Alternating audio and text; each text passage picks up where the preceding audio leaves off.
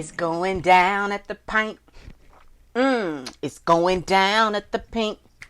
P-Valley, it's going down at the Pynk. Hey, it's going down at the Pynk. Y'all, good morning, good afternoon, and good evening. This is Pamela, and you are watching PamEntertainmentTV, where we review movies, television series, and incidents in pop culture, just to see how those incidents affect our daily lives. Listen.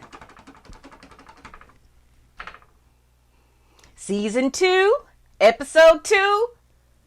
What is it? 7 Pounds of Pressure. I think that was the name of the show. Let me get it right. Get my notes.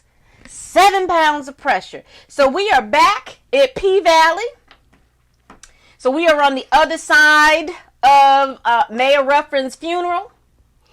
The governor has lifted the mask ban, so the Pynk is going to reopen. Everybody was thinking that the Pynk was going to open in a couple of weeks, but Autumn, aka Haley, aka $250,000 gal, aka the grand orchestrator of the killing of Montravius. She need that money. She need that money because she didn't sunk literally all of her money into P-Valley. And I wish she had known back then that she didn't have to put the whole $250,000. She definitely could have just put, she could have put $210,000 and she still would have been in the red. But apparently she had about, $300,000. So with the pandemic coming through, that kind of really put a kink in everything. But anyway, the Pynk is opening it up, and as true to her word from last episode, she said she's gonna audition some more girls. So it opens up with all the new girls be auditioning, honey. Big L is in Candyland, honey. He going up and down the thing, telling you might want to be a bottle girl. You might want to do this. You might want to do that. And so he's like a kid in the candy store seeing all them tits and ass. You don't know how to.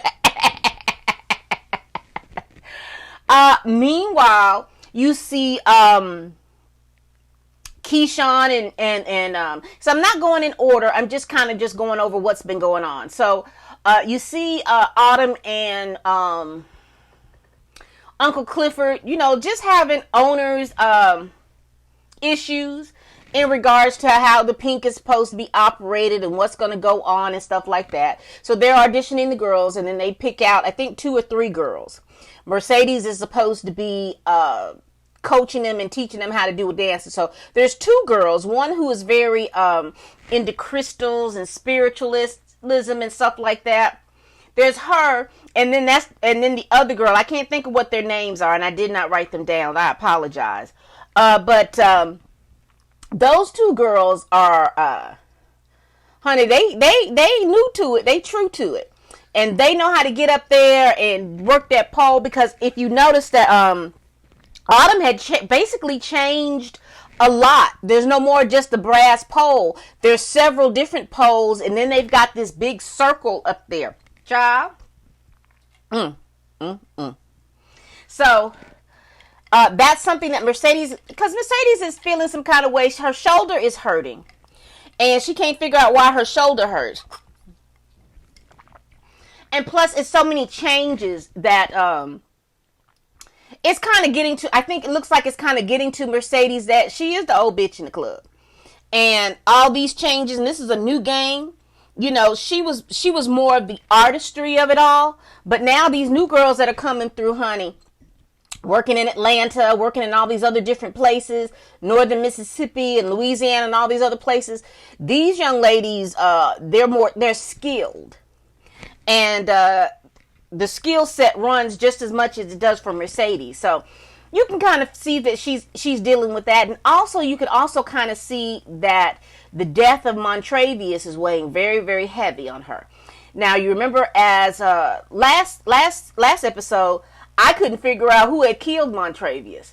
So we kind of figure out that during this episode, it was the Mercedes was the one that shot the gun. And the reason why her shoulder was hurting is, according to Diamond, who I didn't know was into all of that spiritualist, voodoo, and all that other stuff. He told her she had 7 miles. He took off 7 pounds of pressure off her shoulder. He went through a whole little ritual with her, and he basically said what you had was 7 pounds of pressure, and that's how much pressure you have to do to shoot a gun. So then we realized it was Mercedes who killed Montravius, and it was Mercedes who was holding all the guilt and the weight of that death. Because she's the one that had to pull the trigger. And she was pissed off with Autumn because she said, this is all your fault. All of your baggage brought this to me. And so I sure hope that Mercedes doesn't get into a situation where she tell her mama, because I swear her mama will have her put in jail for murder if she can find the body. So let's hope that Diamond and Big L put that body somewhere where it won't come floating back up. So let's hope that they had enough sense to put that body where it wouldn't float. And to me, you had access to a morgue and a crematorium. I sure hope that let me hush. Anyway, so that's pretty much going on with Mercedes. Uncle Clifford is going through a little midlife crisis because now he's turning 40, and he's feeling a little down about that. Because, he's having to celebrate his 40th birthday and all this other stuff. The club going to be open, but he don't want to be there. He's not going to be there. And he told Autumn, you're going to open this club and you're going to do it on your own. He's feeling kind of way. His grandmother is talking to him and stuff. He's like, I ain't had sex in 5 months. She said, well, try not having sex for 15 years. She's like, I don't have no empathy for your butt. I have no empathy for your butt. Lil Murder comes over and, comes to the door. He talks to Miss Ernestine, but Uncle Clifford is standing behind the door, and Lil Murder can see him, and he was just, Lil Murder's just being apologetic, like, hey, just let him know that I want to talk to him, and I hate the way things went down. And that got Uncle Clifford in his feelings and stuff like that. He feeling like, well, darn, this youngin' is really about to turn me out. So he's in his little feelings about it. And he's there with his grandmother, and his grandmother's like, you know what? You can go somewhere and sulk or do whatever you want to do, but do it somewhere else over this way. So I think about a few minutes later, Miss Ernestine tells Clifford to come and take the trash out. It's stinking. And he said, something must be wrong with you because I took the trash out. She said, but you didn't take that recycling out. And then as she's talking, you see this masked figure over. I was like, oh, Lord. I thought old Corbin them was coming over there to kidnap Uncle Clifford to make Autumn. That's all that went through my head. I was like, they trying to make them people sell.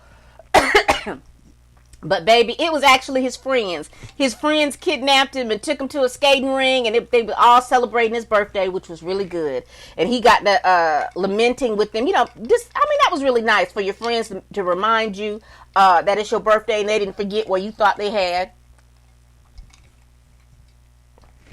And so, he kind of let his friends know that Lil Murder was, had him strung out. And then Uncle Clifford got him some birthday, got him a birthday special from the guy giving out the shoes, the skates. So, that's basically Uncle Clifford. He's pretty, he's happy because his friends, recognized his birthday. He's happy about that. But he's still kind of pining again, Lil Murder. Now, as we get to Lil Murder, we can't neglect Keyshawn. Now, Keyshawn is old baby daddy, Derek, is talking to the sheriff because he wants Diamond arrested for for the fight. And the sheriff was like, look, nobody has come forth and said anything about seeing you and him fight. And he says, if I arrest him, then I'm going to have to arrest you because both of y'all, y'all are going to claim assault on each other. And, Derek was trying to use his white privilege and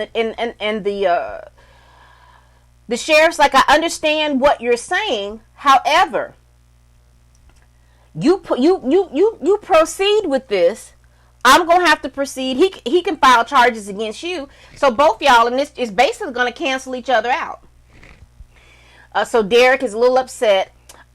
Derek explains to Keyshawn that he has a new job and he's waiting for that job to come through. Keyshawn is still wanting to go on this tour. She messes up because you remember last episode she hid the diapers away because she wanted to go to the dollar store to see Diamond, to see what's going on with Diamond and try to apologize, and he told her get the hell up out around me. Well, dumb Keyshawn, I don't understand. Keyshawn is a mistress of manipulation. However, she thinks Derek is,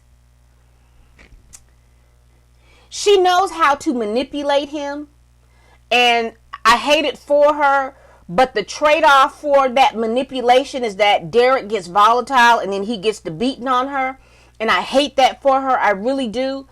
But she somehow thinks that Derek is not as smart as she thinks, because she does things and then she gets shocked that he finds out about it. And what I'm talking about is, you remember last episode when she hid those diapers in the diaper genie, so she can go to the dollar store, where Derek found it, he was like, what do these diapers doing in here? She didn't have the sense the Lord gave her to pull them diapers out of that diaper genie. She left them in there knowing that he is basically the one taking care of the kids. So why, she just do too much for no reason. She could have taken them diapers out of that diaper genie. And so he was like, you were trying to go see Diamond. She says, no, I was trying to go get a moon pie. She said, I wanted to get out because if you hadn't recognized, Keyshawn is basically all Derek has, because I am quite sure that he gave up a lot of stuff for Keyshawn in that little small town. Because, those little small towns remind me of, like, this is Chucalissa, and then there's another side of Chucalissa, a little town over here, where all the white people live. And Keyshawn thought that with Derek, because I'm quite sure, if I'm not mistaken, that Derek's folks, they may be upper middle class, or they, not necessarily wealthy, but they may be upper middle class, and that, Keyshawn took an eye to that. So she figured she had Derek. She thought that she was going to then, I guess, move up. But what happened is they probably disowned his butt. So now she just has Derek, and she's, now it's just her and Derek. And that's Keyshawn is all Derek has, because looks like he's not able to go back and forth to his life. Now, he was having his job. Now, I don't know why. Well, excuse me, let me back up. I'm moving too fast and I'm not filling in the blanks. There was a situation where Keyshawn's manager came through talking about going on this tour. And Keyshawn ain't as dumb as he thinks she is, because she's like, wait a minute, hold up. Because he was like, yeah, we're going to do the tour. It's gonna play. She said, no, that's coming out of my cut from the door and all this other stuff. She says, I need certain types of things because I shouldn't have to be paying for all of this, because he's nickel and diming her. She realizes that he's nickel and diming her. And so he's like, oh, well, I ain't dealing with no fool. She's making sure that he doesn't nickel and dime her. So she's going to go on this tour with Lil Murder. Lil Murder went to, because like I said, his storyline wasn't that big, more so than him apologizing to Uncle Clifford through the door. One of his homeboys, got out of jail or out of prison. So now he's going to be his security. And like I said, the mortuary man is his manager. And how about they all going on tour in the hearse? A mess. A mess.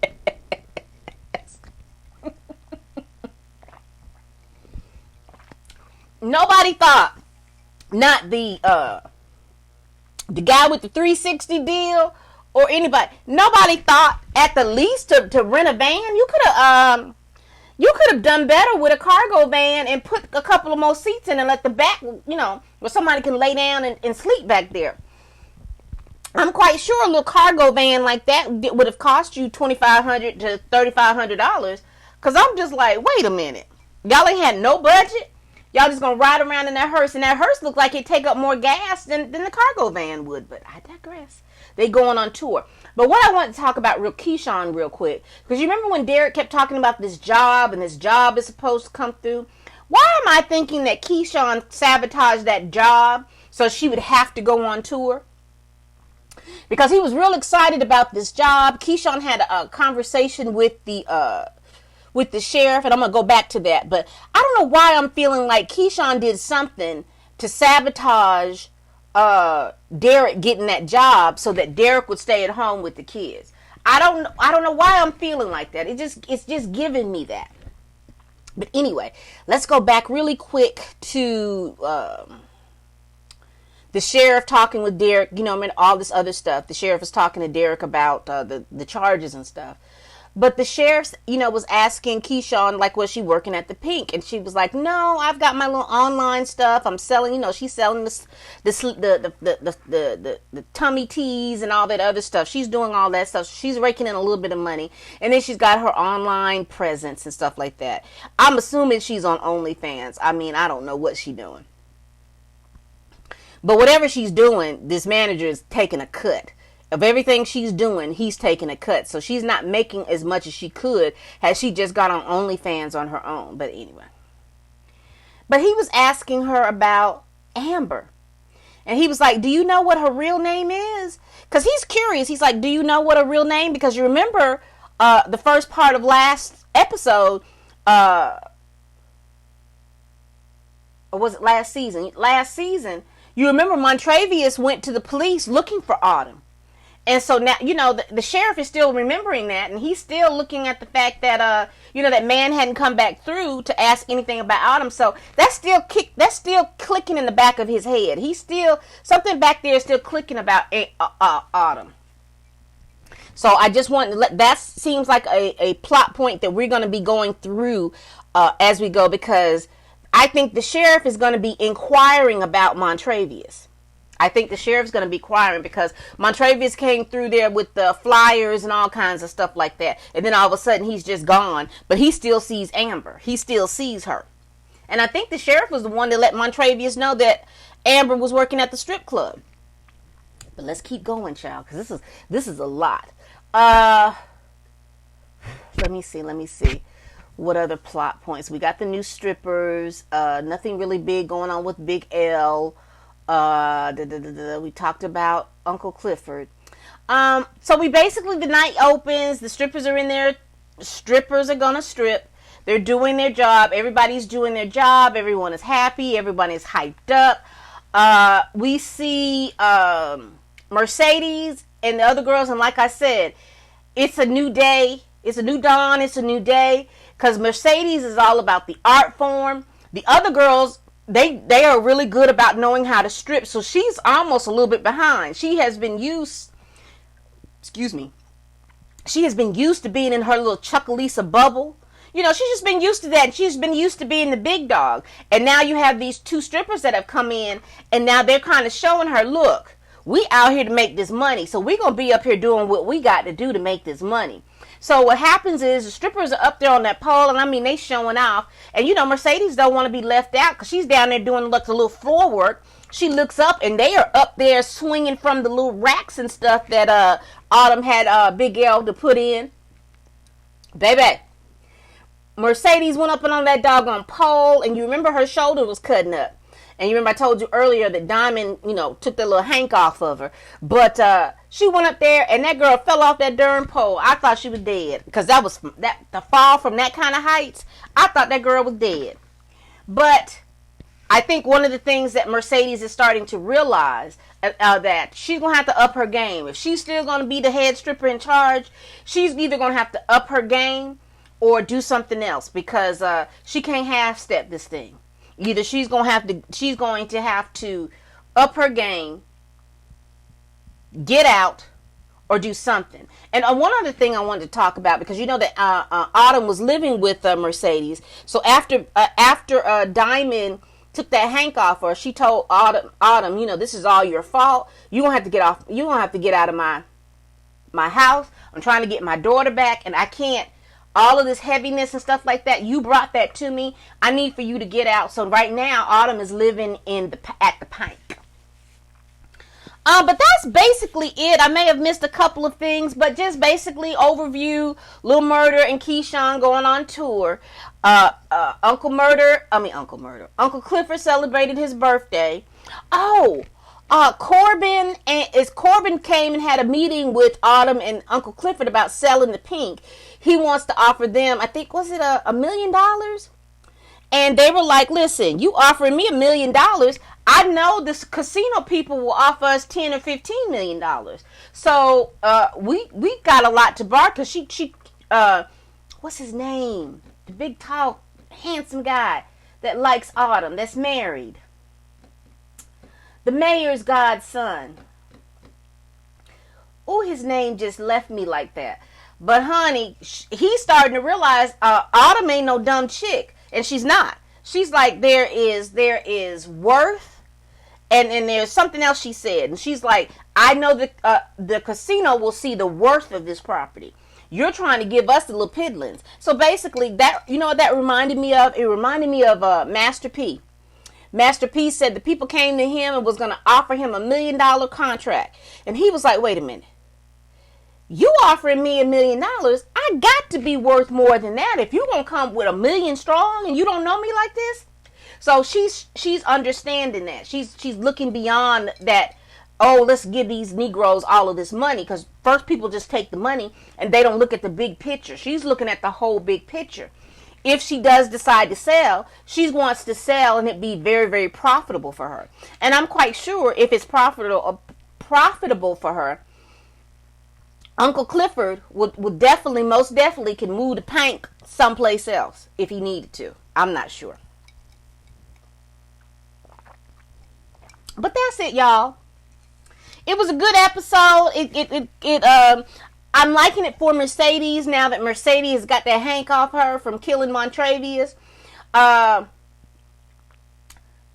One thing, Dom, he still has Montravius's ring. But he basically told Autumn, no, I keep this as an insurance policy, so you don't get out, you don't get to acting up, and then you trying to rat on me. I got something to rat on you about. So it's a whole lot of going on behind that murder of Montravius. We don't know where that body's at. We don't know what's going on with nothing. But I know that's going to come up a little bit later. So tell me what y'all thought. Did y'all watch the episode? Did y'all like my explanation about what happened on this episode? Y'all let me know down here in the comments. Please like and subscribe. I know y'all watching. I see it. I see y'all watching. So go ahead and get my numbers up and just subscribe. I put out a video every week. So come on and subscribe. Give me a like, give me a comment down below. Just let me know that you hear me and say hi. I do love my people that do comment, because I look through and I make sure that I comment to everybody that has commented to me.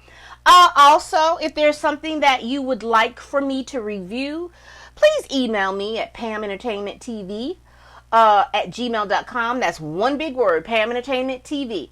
And as always, people, bye-bye.